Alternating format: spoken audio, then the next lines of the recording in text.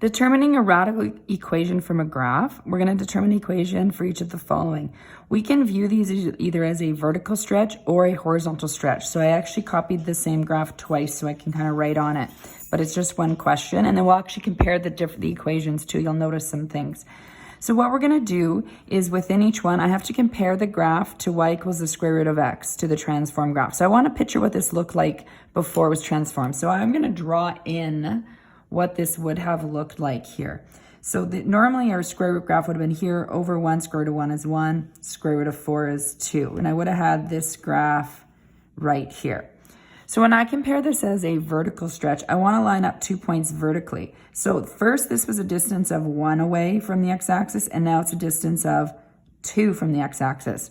So when we're looking at it vertically, or as a vertical stretch, 1 times what gave me 2? Or I can look here, it was 2 and now it's 4. So this means it was stretched by a factor of 2. So your A value is 2. Therefore, your equation is y equals 2 square root x.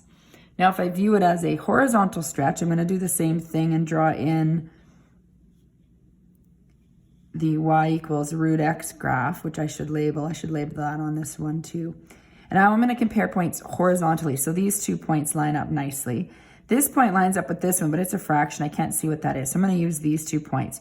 So before it was transformed, in other words, the y equals root x graph was 4 from the y-axis, and now it is 1. So 4 times what would give me 1? So that would mean I'd have to times it by 1/4. So the b value would be 4. Therefore, y is equal to the square root of 4x. Both of these equations are correct. Now you can compare these two and see they are linked. If you take this b value and square root it, the square root of 4 is 2. If you simplify this, you actually get the vertical stretch. Or if you take the a value and square it, you could find the b value. So we'll just make a little note here. B will always be a squared of the vertical stretch.